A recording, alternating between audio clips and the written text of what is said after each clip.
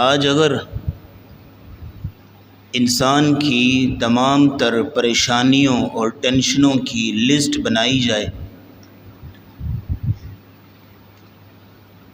تو سب سے جو ہائی لائٹڈ پریشانی ہے، نمایاں فکر ہے، وہ ہے فکر معاش،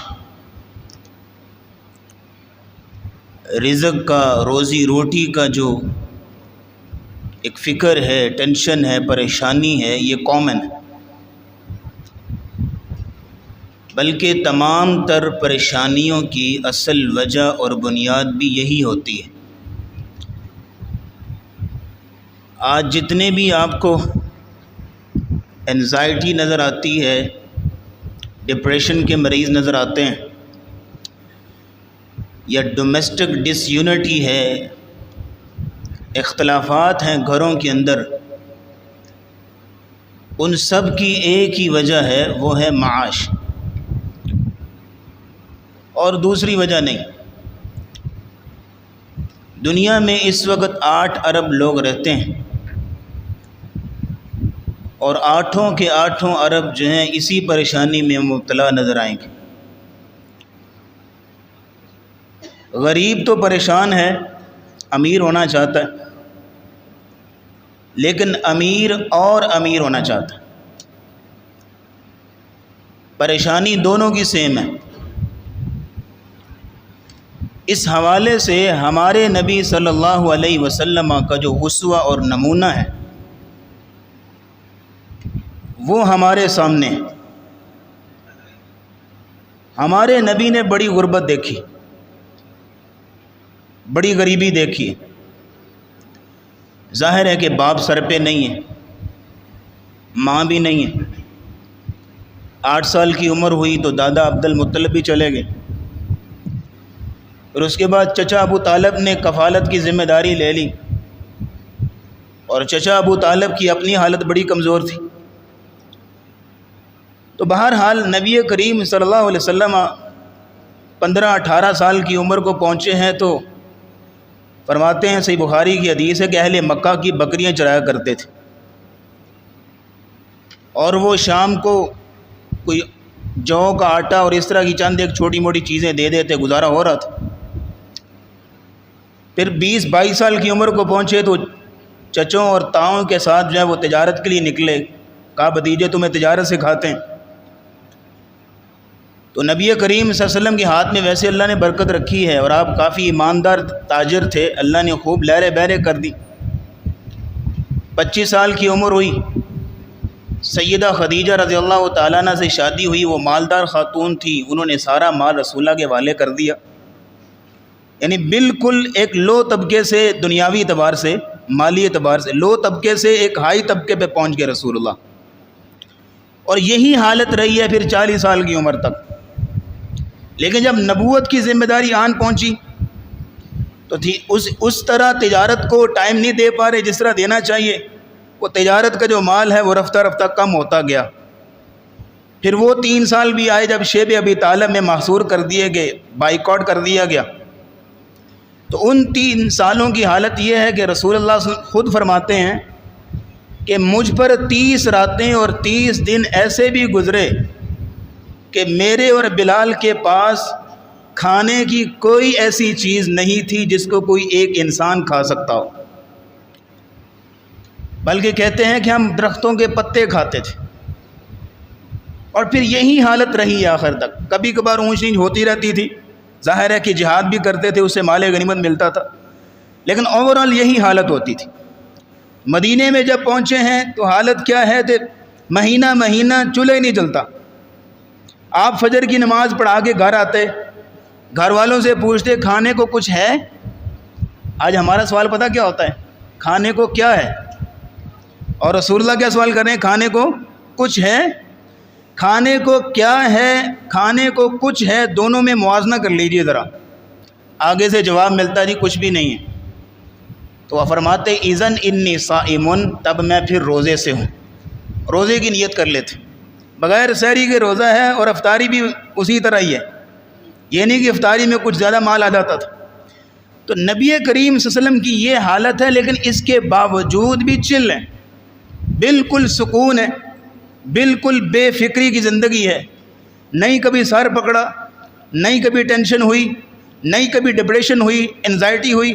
اگر رسول اللہ کو پریشانی ہوتی بھی تھی تو یہ ہوتی تھی کہ فلاں بندہ مسلمان نہیں ہوا، فلاں میرا امتی کہیں جہنم میں نہ چلا جائے، یہ پریشانی ہوتی تھی۔ لیکن مالی لحاظ سے آپ نے اسوہ ہمارے سامنے رکھا کہ میں نے بہت غربت دیکھی ہے لیکن پریشانی کوئی نہیں، فکر کوئی نہیں۔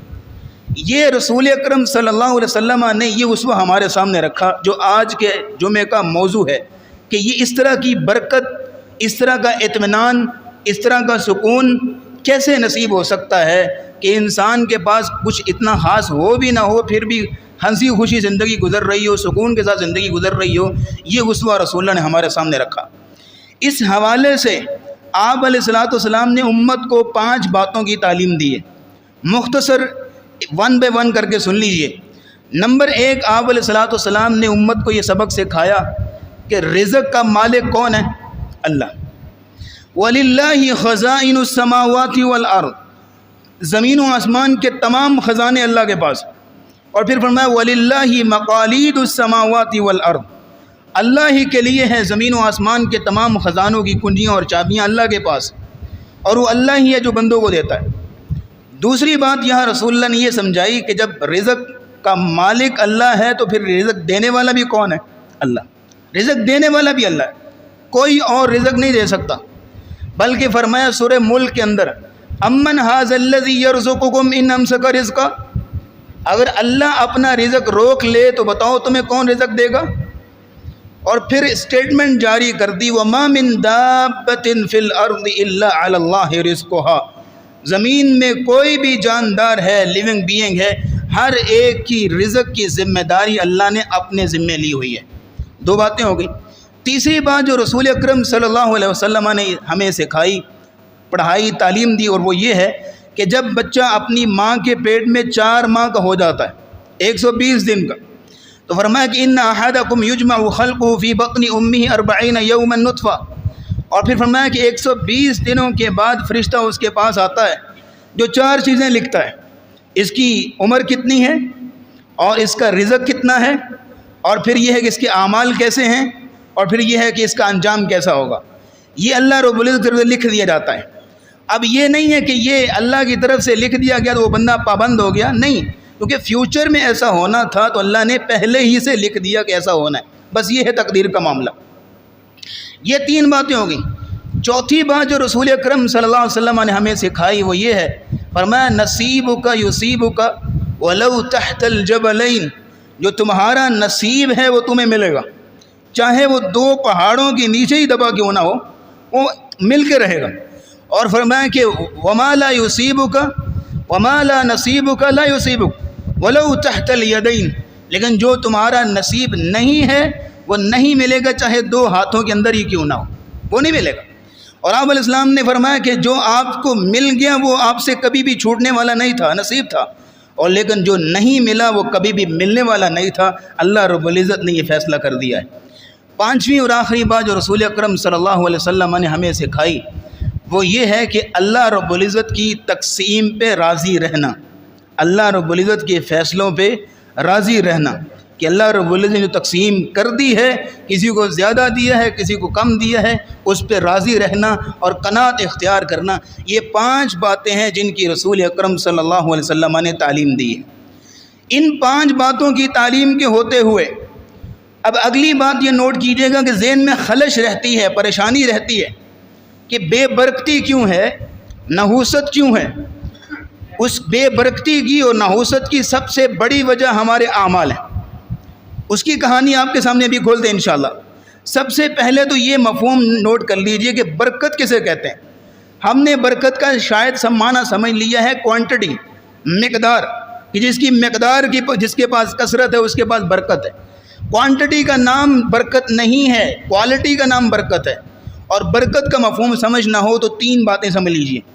جس نعمت کے اندر 3 چیزیں ہوں آپ بالکل آنکھیں بند کر کے کہہ دیں کہ اس میں اللہ کی برکت ہے۔ 3 چیزیں جس نعمت کے اندر، نمبر 1 جس کے اندر بہت زیادہ منافع ہو، نفع ہو، کثرت الخیر، وہ چیز بڑے منافع کی ہو، بڑے فائدے کی ہو، ایک چیز آپ اسے فائدہ حاصل نہیں کر پا رہے، نفع نہیں لے رہے، تو کیا برکت ہے اس کے اندر؟ آپ کے لیے کچھ بھی برکت نہیں ہے۔ جب آپ اسے فائدہ ہی نہیں لے پا رہے، آپ کو اس چیز کا کوئی نفع ہی نہیں ہو رہا، تو کیا اس کے اندر برکت ہے؟ پہلی چیز نوٹ کریں، وہ نعمت جس کا آپ کو فائدہ ہے، نفع ہے، اور بہت زیادہ نفع ہوتا ہے، اس کے اندر برکت ہوتی ہے۔ دوسری بات یہ نوٹ کریں کہ وہ نعمت کہ جس کے اندر یہ چیزوں کے نمو ہو، نیش و نما ہو، وہ چیز بڑھتی جاتی ہو، دن بدن اس کے اندر ترقی اور بہتری آتی جاتی ہو، دن بدن اس کے اندر افضلیت آتی جاتی ہو، ہر آنے والا دن اس کے اندر بہتری لے کے آ رہا ہو، تو یہ آپ سمجھ لیجئے کہ اس کے اندر برکت ہے۔ لیکن جو چیز کم ہوتی جا رہی ہے، اس کے اندر جو ہے وہ گھٹتی جا رہی ہے، دن بدن جو ہے وہ معاملہ ایسا ہے کہ اس کے اندر وہ چیز بہتری والی ختم ہوتی جا رہی ہے، تو سمجھ لیجئے کہ بے برکتی اور نحوست آ گئی ہے، برکت نہیں ہے۔ کیونکہ جس چیز کے اندر برکت ہو، اس چیز کے اندر دن بدن بہتری آتی جاتی ہے۔ تیسری بات یہاں نوٹ کیجئے، جس نعمت کے اندر دوام اور ثبات ہو، وہ نعمت برکت والی ہوتی ہے۔ یعنی جس نعمت کے اندر جو نعمت آپ کے پاس ٹکی رہے، جمی رہے، ٹھہری رہے، کبھی چھینی نہ جائے، فنا نہ ہو، وہ نعمت سمجھ لیجئے کہ اس کے اندر برکت ہے۔ لیکن جو نعمت چھن جائے، جو نعمت فنا ہو جائے، نقصان ہو جائے، لاس ہو جائے، تو سمجھ لیجئے کہ اللہ کی طرف سے آزمائش آ گئی، نحوست آ گئی، بے برکتی آ گئی، اور یہ نحوست بندے کے اپنے اعمال کی ہوتی ہے۔ اور نبی کریم صلی اللہ علیہ وسلم اس لیے دعا کیا کرتے تھے، اللہم انی اعوذ بک من زوال نعمتک، یا اللہ میں تجھ سے پناہ مانگتا ہوں نعمت کے زوال سے، کہ نعمت چھن جائے، فنا ہو جائے، وتحول عافیتک، اور یا اللہ میں تجھ سے پناہ طلب کرتا ہوں کہ عافیت مجھ سے دور ہو جائے، عافیت ختم ہو جائے۔ یہ نبی کریم صلی اللہ علیہ وسلم دعا کیا کرتے تھے۔ تو جس چیز کے اندر، جس نعمت کے اندر یہ تین چیزیں ہیں، وہ برکت والی ہے، وہ برکت والی ہے۔ مثال کے طور پہ اولاد ہے، اب اولاد کا معاملہ یہ ہے کہ دن بدن اولاد بہتری کی طرف جا رہی ہے، اولاد خوشحالی کی طرف جا رہی ہے، اولاد فرما برداری کی طرف جا رہی ہے، اولاد نیک نیتی کی طرف جا رہی ہے، تو سمجھ لیجئے کہ آپ کی اولاد میں اللہ نے برکت ڈال دی۔ لیکن یہ ہے کہ اولاد کا معاملہ ایک دن بدن بیٹا نافرمان ہوتا جا رہا ہے، دن بدن جو ہے وہ دکھوں اور پریشانیوں میں اضافہ کرتا جا رہا ہے، دن بدن جو ہے اس کی وجہ سے بے سکونی بڑھتی جا رہی ہے، اور اس کی نافرمانی عروج پہ پہنچتی جا رہی ہے، ہر آنے والا دن اس کی نافرمانیوں میں مزید اضافہ کر رہا ہے، تو سمجھ لیجئے کہ آپ کے اعمال کی نحوست اور بے برکتی پڑ گئی وہاں پہ، اور اللہ نے اپنی برکت چھین لی ہے۔ اسی طرح مال کا معاملہ ہے، اگر مال دن بدن بڑھتا جا رہا ہے، ترقی ہوتی جا رہی ہے، تو اللہ برکت دے رہے ہیں۔ لیکن یہ ہے کہ دن بدن پریشانیاں ہیں، دن بدن جو ہے وہ آفات ہیں اور مصائب ہیں، تو پھر اللہ کی طرف سے آزمائش آ گئی ہے۔ یہ ہے جو برکت کا مفہوم اسلام نے ہمیں سکھایا ہے۔ اور اسی مفہوم کے تحت اگر اس مفہوم کو کلوز کرنا ہو حدیث کا کور کر کے، تو حدیث کو سمجھ لیجئے نبی اسلام نے برکت کا مفہوم دے دیا، اور جن لوگوں کے ذہنوں میں یہ ہے کہ برکت کثرت کا نام ہے، وہ وہاں پہ اپنی غلط فہمی دور کر لیں۔ نبی کریم صلی اللہ علیہ وسلم نے فرمایا، جو شخص اس حالت میں اپنے گھر میں صبح کرتا ہے، من اصبح منکم آمنا بسرہ، جو شخص اس حالت میں اپنے گھر میں صبح کرتا ہے کہ وہ بالکل امن میں ہے، کوئی اس کو پریشانی نہیں ہے، کوئی اس کو ٹینشن نہیں ہے، کوئی اس کو انزائٹی نہیں ہے، کسی قسم کی فکر نہیں ہے، صبح ہوئی ہے بالکل خوش باش ہے، ہنسا مسکرا رہا اپنے گھر والوں کے ساتھ، کوئی کسی قسم کی ٹینشن نہیں ہے، صبح کا آغاز اس انداز سے کر رہا ہے۔ دوسری چیز آپ نے فرمایا معافن فی جسدہ، اس کی جسمانی حالت میں بالکل آرام اور سکون ہے، کوئی بیماری نہیں ہے، میڈیکلی کوئی جو ہے اس کے اندر مسئلہ نہیں ہے، جسمانی حالت بھی بالکل آرام ہے، سکون ہے، عافیت ہے۔ اور تیسری چیز آپ نے فرمایا کہ اس کے پاس اس دن کے لیے کھانے کا سامان موجود ہے، اس دن کا، سال بھر کا نہیں کہا، ہمارے پاس تو سال بھر کا بھی ہوتا ہے حضرت، نبی اسلام نے سال بھر کا نہیں کہا، اس دن کا کھانے کا سامان موجود ہے۔ اور آپ علیہ السلام فرمایا تین چیزیں جس بندے کے پاس ہے مارننگ ٹائم کے وقت، فرمایا فَكَأَنَّمَا حِيزَتْ لَهُ الدُّنْيَا، وہ تو ایسے ہے کہ جیسے دنیا کے خزانے اس کی جولی میں ڈال دیے گئے۔ یہ ہے برکت کا مفہوم، کہ عافیت ہے، سکون ہے، آرام ہے، پریشانی کوئی نہیں، جسمانی اعتبار سے بھی عافیت ہے، اور پھر یہ کہ اس دن کا کھانے کا سامان بھی موجود ہے، تو پھر یہ ہے کہ اللہ نے اس کو برکتوں سے نوازا ہوا ہے۔ یہ ہے برکت، برکت کثرت کا نام نہیں، یہ اسلام نے ہمیں کانسیپٹ دیا۔ اب اس کے بعد اگلی بات نوٹ کیجئے کہ کون کون سے ایسے اعمال ہیں کہ جن کی وجہ سے یا جن میں سستی کرنے کی وجہ سے بے برکتی آتی ہے، نحوست آتی ہے، اگر ان کا اہتمام کیا جائے، ان کو پوری پابندی کے ساتھ اپنے گھر والوں کو بھی ان اعمال کا پابند کیا جائے تو انشاءاللہ ہمیں یہ برکت جو رسول اللہ بیان کر رہے ہیں اور جو 3 لغوی مفہوم برکت کے ہم نے آپ کے سامنے رکھے ہیں وہ برکت ہمیں مل سکتی ہے، وہ سکون ہمیں مل سکتا ہے، وہ آپ سمجھ لیجئے کہ اطمینان قلب ہمیں مل سکتا ہے۔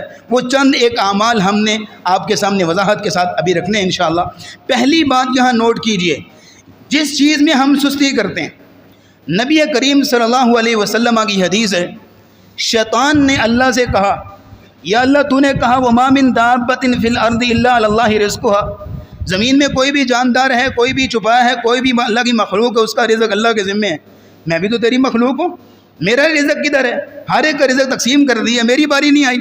تو اللہ رب العزت نے فرمایا کہ جس چیز کے اوپر میرا نام نہ لیا جائے گا وہ تیرا رزق ہوگا، جس چیز کے اوپر یا جس جگہ کے اوپر، اس نے ظاہر سونا بھی ہے، رہنا بھی ہے، جس جگہ کے اوپر یا جس چیز کے اوپر میرا نام نہیں ہوگا، اللہ نے کہا شیطان تیرا اور تیری اولاد کا وہاں پہ رزق ہوگا۔ اس حوالے سے یہاں نوٹ کر لیجئے کہ ہم اب خود محنت کرتے ہیں، خون پسینہ بہاتے ہیں اور صرف اللہ کا نام لینے میں سستی کرنے کی وجہ سے ہم شیطان کو پال رہے ہیں، اس کو پال رہے ہیں، جبکہ نبی اسلام کی واضح حدیث ہے، آپ علیہ الصلوۃ والسلام نے فرمایا شیطان اور اس کے چیلے اپنی اپنی ڈیوٹیاں تو سنبھالے ہوئے ہیں جو انہوں نے برائی پھیلانی ہے، لیکن ظاہر ہے کہ انہوں نے رات بھی گزارنی ہے، کھانے پینے کا بھی بندوبست کرنا ہے۔ وہ دیکھتے ہیں، گلی کوچوں میں جاتے ہیں، کوئی شخص گھر میں انٹر ہونے لگتا ہے تو اس کے اوپر نظر رکھتے ہیں کہ یہ داخل ہوتے ہوئے اللہ کا نام لیتا ہے کہ نہیں لیتا۔ واضح حدیث ہے، رسول اللہ کی صحیح حدیث، اللہ کا نام لیتا ہے کہ نہیں لیتا۔ نبی کریم صلی اللہ علیہ وسلم نے فرمایا جب وہ اللہ کا نام نہیں لیتا تو وہ فوراً فرشتہ، وہ جو شیطان ہے، وہ آواز دیتا ہے اپنے تمام جو ہے وہ چیلوں کو، اور اپنے آواز دیتا ہے ادرکتم المبیت والعشاء، آج یہاں پہ بندوبست ہو گیا ہے، ہوٹلنگ بک ہو گئی ہے، کھانے کا بھی بندوبست ہو گیا، آجو یہاں سارے آج رات ادھر گزاریں گے۔ اور آپ یہاں نوٹ کر لیجئے کہ کس قدر سستی کا مظاہرہ کرتے ہیں ہم۔ پھر گھروں میں نحوست نہیں آئے گی، بے برکتی نہیں آئے گی تو کیا آئے گا؟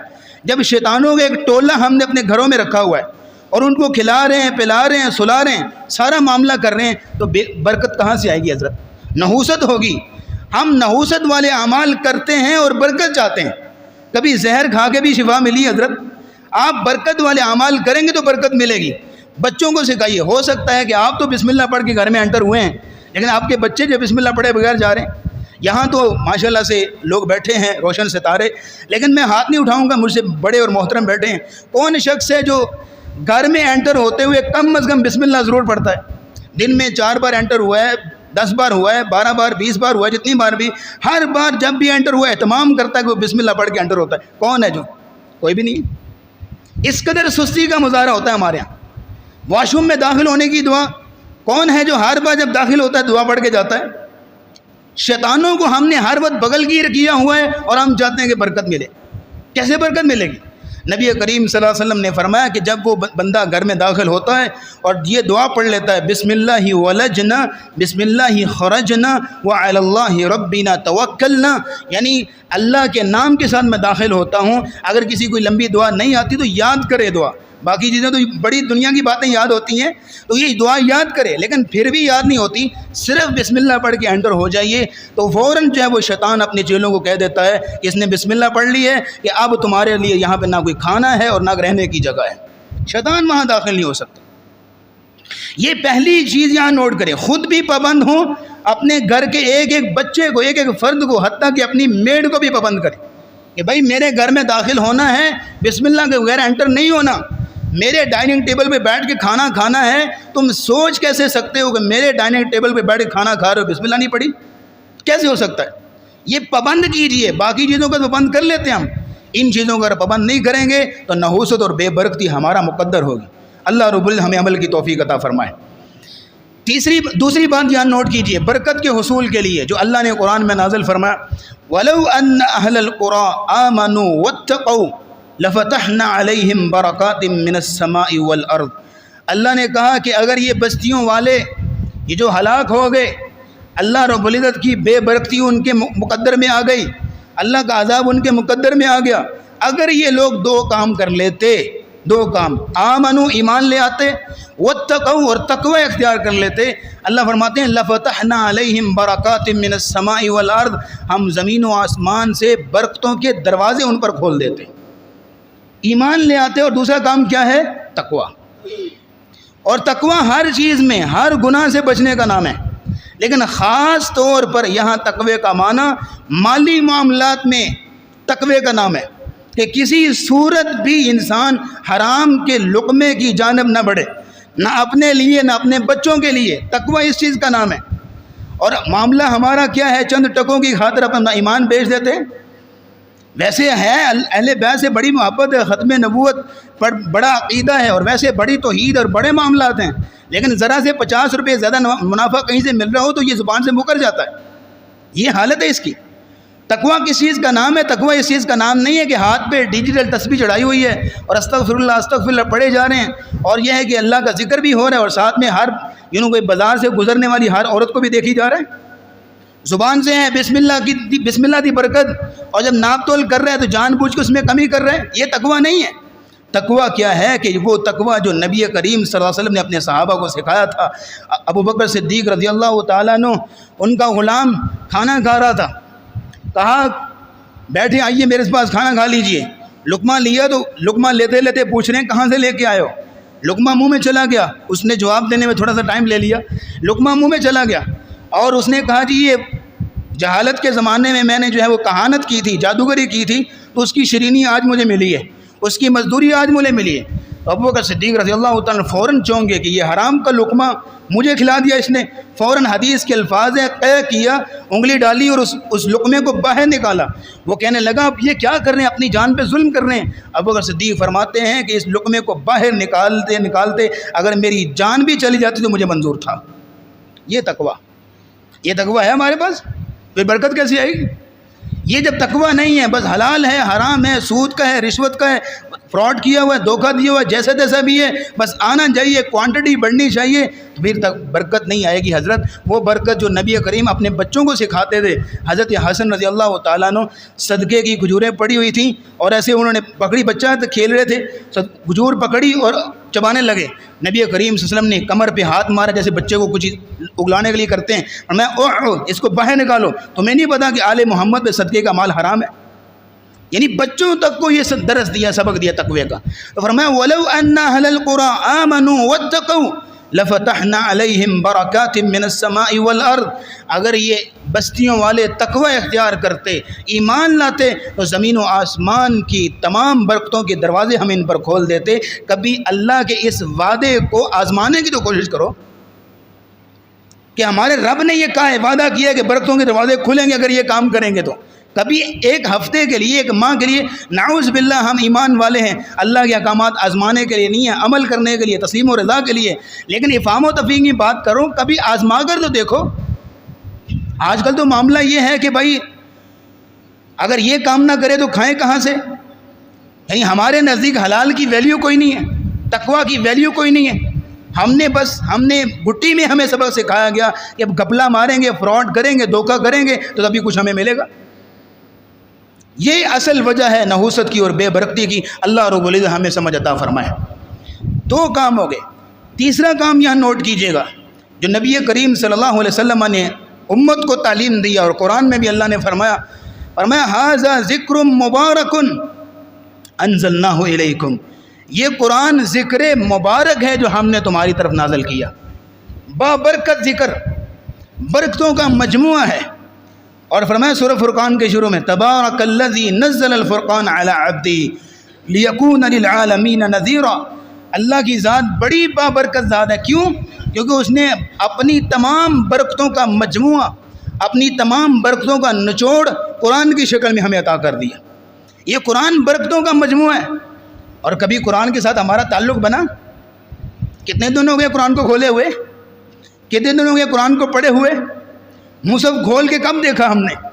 قرآن کے ساتھ ہمارا جب یہ تعلق ہے تو پھر حضرت برکت کہاں سے آئے گی؟ قرآن کے بارے میں تو نبی کریم صلی اللہ علیہ وسلم نے سورہ بقرہ کے بارے میں فرمایا ان اخذھا برکہ. سورہ بقرہ کو پڑھنا، اس کو سمجھنا، اس کے ساتھ تعلق بنانا، یہ باعث برکت ہے. وَتَرْكُهَا حَسْرَةٌ. اور سورہ بقرہ کو چھوڑ دینا، سالوں سال سورہ بقرہ کے ساتھ کوئی تعلق ہی نہیں ہے، کوئی ناطہ اور رشتہ ہی نہیں ہے سورہ بقرہ کے ساتھ، پر میں اس کو چھوڑ دینا باعث حسرت ہے اور باعث افسوس ہے. آج ہمیں اگر کوئی معاملہ بن جاتا ہے کسی عامل کے پاس، کسی راقی کے پاس جاتے ہیں، گھر میں یہ حالات ہیں، اور وہ راقی ایسا ہے کہ جو شرعی دم کرتا ہے، اس نے مشورہ دیا کہ نبی اسلام کی حدیث ہے سورہ بقرہ کو جو ہے وہ اس کے ساتھ تعلق بناؤ، سورہ بقرہ کو پڑھو، تو ہم کیا کرتے ہیں زیادہ سے زیادہ گھر میں آڈیو لگا دیں گے، خود نہیں پڑھنی، خود پڑھنے کو ہمیں کوئی نہ کہے، گھر میں جو ہے وہ آڈیو لگا دیں گے، حالانکہ خود پڑھے، اس آڈیو لگانا غلط نہیں ہے، لگا سکتے ہیں، لیکن خود پڑھنا، اور آڈیو جب لگی ہوتی ہے تو پتہ کیا سلوک ہوتا ہے اس کے ساتھ، سورہ بقرہ کی تلاوت لگی ہے، ایک بچہ وہاں پہ بیٹھا جو ہے کونے میں کارٹون جو ہے دیکھ رہا ہے، ایک بچہ وہاں پہ یوٹیوب کی شارٹس دیکھ رہے ہیں، دو لوگ وہاں پہ بیٹھ کے گپے ہانک رہے ہیں، سورہ بقرہ لگی ہوئی ہے، آڈیو لگی ہوئی ہے، ایک وہاں پہ جو ہے اندر کمرے میں بیٹھ کے جو ٹک ٹاک دیکھ رہے ہیں، یہ حال کرتے ہیں ہم سورہ بقرہ کا، آڈیو لگا کے بھی یہ حالت ہے ہماری، تو برکت کہاں سے آئے گی؟ پھر ہم جاتے ہیں عامل کے پاس، راقی کے پاس، حضرت جی سورہ بقرہ بھی لگائی تھی، فائدہ نہیں ہوا تھا، اس طرح فائدہ ہوگا؟ فرمایا انہا برکہ، سورہ بقرہ باعث برکت ہے، وَتَرْكُهَا حَسْرَةٌ، اس کو چھوڑ دینا باعث حسرت ہے، تو قرآن پورے کا پورا باعث برکت ہے، اس کو پڑھنا، اس کو سمجھنا، اور اس کے مطابق عمل کرنا، اور اس کو وقت دینا، یہ باعث برکت ہے، اور اللہ رب العزت اس کے ذریعے سے برکتوں کا نزول فرماتا ہے۔ اس لیے کئی علماء، اب یہاں میں نام نہ لوں تو بہتر رہے گا، کئی علماء اپنی ذاتی زندگی کے تجربات بتاتے ہیں کہ ہمیں اور کچھ نہ ہو ہماری زندگی میں۔ یحییٰ بن معاذ کی بات سن لو، سلف کی بات کر لیتے ہیں۔ یحییٰ بن معاذ سے پوچھے، کسی نے پوچھا آپ کی آخری خواہش، جو آپ کی زندگی کی خواہش ہو، اس نے کہا میری زندگی کی سب سے جو اہم خواہش ہے وہ یہ ہے کہ ایک خالی کمرہ ملے اور ایک مصحف ہو، تنہائی ہو، میں اکیلا بیٹھ کے قرآن پڑھ رہا ہوں، میری زندگی کی سب سے بڑی خواہش۔ یہ تعلق تھا ان لوگوں کا قرآن کے ساتھ۔ پھر اللہ نے ان کو برکتیں بھی دیں کہ امام ابن تیمیہ جیسے، امام احمد بن حنبل جیسے جیل خانے بھی بیٹھے ہیں تو مسکراتے نظر آتے تھے، برکت ملی ان کو کہ ان کا تعلق تھا۔ اس لیے امام ابن احمد بن حنبل، امام ابن تیمیہ رحمہ اللہ کہا کرتے تھے یہ لوگ مجھے قید کر سکتے ہیں، سب کچھ مجھ سے چھین سکتے ہیں، میرے سینے میں جو قرآن ہے وہ تو نہیں چھین سکتے نا، میری برکت میرے ساتھ ہے۔ یہ تیسرا کام یہاں نوٹ کر لیجئے کہ برکت اللہ نے قرآن کے ساتھ تعلق بنانے میں رکھی ہے، قرآن کو چھوڑ دیا تو کوئی برکت نہیں، نحوست ہے اور بے برکتی ہے۔ چوتھا کام یہاں نوٹ کر لیجئے گا جو نبی کریم صلی اللہ علیہ وسلم نے تعلیم دی، آپ نے فرمایا البرکۃ مع اکابرکم، برکت تمہارے بڑوں کے ساتھ ہے، تمہارے بزرگوں کے ساتھ ہے۔ کبھی اپنے بزرگوں کے پاس بیٹھو، ان سے نصیحتیں لوں۔ آج کے نوجوان پوچھو نا جی بزرگوں کے ساتھ بیٹھتے نظر آئیں گے آپ کو؟ موبائل سے فرصت ملے تو بیٹھتے نظر آئے نا۔ آج کل ہمارے حالت کیا ہے، جو گھر میں بوڑھے ماں باپ ہیں ان کے ساتھ جو کس قدر بدتمیزی سے پیش آیا جاتا ہے، اور کس قدر جو ہے وہ ان کی ساتھ تذلیل کا معاملہ کیا جاتا ہے، بلکہ ان کے ساتھ معاملہ کچھ ایسا ہے، اللہ معاف کرے یہاں کیا بیان کریں، پر نبی اسلام نے تو یہاں تک تعلیم دی البرکۃ مع اکابرکم، برکت تمہارے بڑوں کے ساتھ ہے، تمہارے بزرگوں کے ساتھ ہے، ان کے ساتھ بیٹھو، ان کے ساتھ تعلق بناؤ، ان کے ساتھ لو لگاؤ، پھر تمہیں برکت ملے گی۔ ان میں والدین بھی ہیں، دادا دادی ہیں، نانا نانی ہیں، اب یہاں بھی بزرگ بھی بیٹھے ہیں، بچے بھی بیٹھے ہوں گے، آپ یہ نہ بتائیے ذرا، ننیال نانا نانی سے ہوتے ہیں نا، نانا نانی دنیا سے چلے گئے تو ننیال ہوتا ہے؟ ننیال میں جب بچے جاتے ہیں، نانا بھی موجود ہے، نانی بھی موجود ہے، تو کتنی رونقیں ہوتی ہیں، کتنی لہریں بہریں ہوتی ہیں، کتنا ایک رونق کا سما ہوتا ہے۔ نانا بھی چلا جائے، نانی بھی چلی جائے دنیا سے تو کیا حالت ہوتی ہے، خشک زمانہ ہوتا ہے، اور وہاں پہ کوئی پوچھنے والا کوئی نہیں ہوتا۔ نبی اسلام کی حدیث سچ کہہ رہی، البرکۃ مع اکابرکم، برکت تمہارے بڑوں کے ساتھ ہے۔ ابھی بڑوں کے ساتھ بیٹھو، ان کے ساتھ تعلق بناؤ۔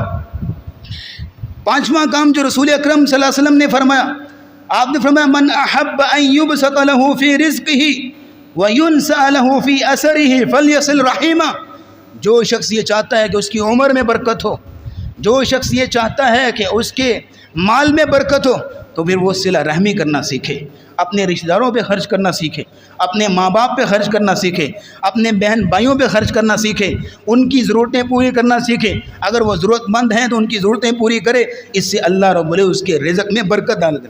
بلکہ نبی کریم صلی اللہ علیہ وسلم کے پاس ایک شخص آیا اور آ کے کہتے ہیں میرا ایک بھائی ہے، ہر وقت آپ کی مجلس میں بیٹھ کے حدیثیں پڑھتا رہتا ہے، قرآن پڑھتا رہتا ہے، آپ سے علم سیکھتا رہتا ہے، میں سارا دن کماتا رہتا ہوں اور یہ بیٹھ کے کھاتا ہے بس، اور آپ کے پاس بیٹھا رہتا ہے بڑے سکون کے ساتھ۔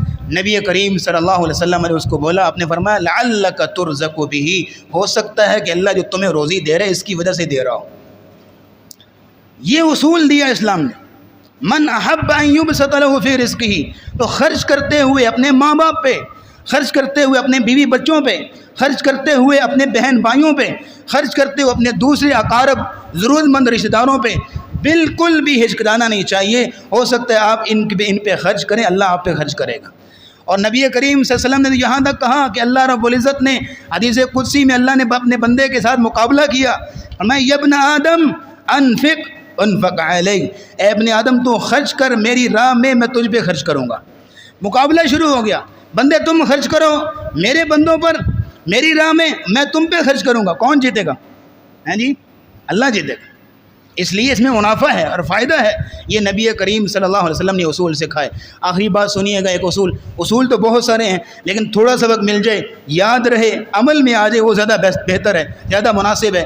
ایک سبق نبی کریم صلی اللہ علیہ وسلم نے سکھایا، قرآن میں بھی آتا ہے کہ من لزم الاستغفار، جو شخص استغفار کو لازم پکڑتا ہے، جعل اللہ من کل ضیق مخرجا ومن کل ہم فرجا ورزقہ من حیث لا یحتسب، جو شخص استغفار کو لازم پکڑ لے، اس کے ساتھ معاملہ کیا کرتے ہیں اللہ رب العزت ہر غم ہر پریشانی سے نکلنے کا اس کے لیے راستے اور اسباب کا بندوبست کر دیتے ہیں۔ وَرَزَقَهُ مِنْ حَيْثُ لَا يَحْتَسِبُ، اور اللہ اس کو وہاں سے رزق دیتے ہیں جہاں سے اس کا گمان بھی نہیں تھا، اللہ اس کو رزق سے نوازتے ہیں۔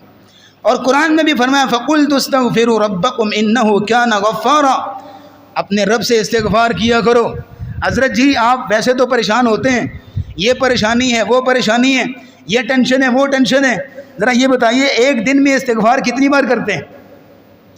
کتنی بار اللہ سے استغفار کرتے ہیں؟ جواب نفی میں ہے، تو پریشانیاں مقدر ہیں، پھر پریشانیاں مقدر ہیں۔ فردر جی کے سامنے جا کے آنسو بہانا، یہاں یہ بات نوٹ کر لیجئے گا، آپ کے آنسوؤں کا قدردان پوری دنیا میں کوئی نہیں ہے۔ آپ کے آنسوؤں کا اگر کوئی قدردان ہے تو صرف وہ ہستی جو عرش پہ بیٹھی ہوئی ہے، اللہ کی ذات۔ اس کے نزدیک تو آپ کی آنکھوں سے نکلنے والا مکھی کے سر کے برابر بھی چھوٹا سا ایک آنسو ہے، وہ بھی بہت پہاڑ کے برابر ہے۔ اور لوگوں کے سامنے سارا دن روتے رہو، لوگوں کو کیا پرواہ ہوتی؟ لوگوں کے سامنے رونے کی ضرورت نہیں ہے، ایک دم اللہ کے سامنے آ کے رو، اللہ سے اپنے استغفار، اپنے گناہوں کی بخشش طلب کر، پھر دیکھ اللہ رب العزت تمہیں برکتوں سے نوازتا، اللہ رب العزت تمہیں شان و شوکت سے نوازتا، اور اللہ رب العزت تمہیں وہ زندگی میں وہ سکون اور آرام فراہم کرتا۔ اللہ رب العزت ان چیزوں پہ عمل کرنے کی توفیق عطا فرمائے۔ اب یہاں بھی ایک آخری بات، ویسے تو اصول بہت سارے تھے، جیسے کہ توکل کا اصول بھی اسلام نے ہمیں دیا ہے۔ نبی کریم صلی اللہ علیہ وسلم نے فرمایا لو انکم توکلون علی اللہ حق توکلہ، اگر تم اللہ پہ اس طرح توکل کرو کہ جس طرح کے توکل کرنے کا حق ہے، تو اللہ تمہیں اس طرح رزق دے جس طرح وہ پرندوں کو دیتا ہے، کہ پرندے صبح گھر سے نکلتے ہیں پیٹ خالی ہوتا ہے، شام کو واپس آتے ہیں تو پیٹ بھرا ہوا ہوتا ہے۔ اور یہاں بڑے مزے کی بات سن لیجیے، پرندے گھر سے نکلتے ہیں، ان کو پتہ ہوتا ہے ہم نے کون سی فیکٹری میں جانا ہے، کون سی جاب پہ جانا، ہمیں تو پتہ ہوتا ہے نا فلان جگہ پہ جاب کر رہے ہیں اور مہینے کی فلان تاریخ کو جو ہے وہ تنخواہ آ جائے گی، ہمیں سب کچھ پتہ ہے، پھر بھی ہمارا ایمان نہیں ہے، توکل نہیں ہے۔ تو پرندوں کو تو پتہ ہی نہیں ہے گھر سے نکلنے پتہ کہاں سے ملے یا نہ ملے، لیکن اللہ ان کو بھی پیٹ بھر کے بھیجتا ہے، انسانوں کو کیوں نہیں بھیجے گا؟ اللہ کی شان اور اللہ کا یہ صفت یہ ہے کہ اللہ رب العزت بھوکا اٹھا دو دیتا ہے، لیکن کبھی بھوکا سلاتا، بھوکا نہیں سلاتا، کھانا کھلا کے سلائے گا۔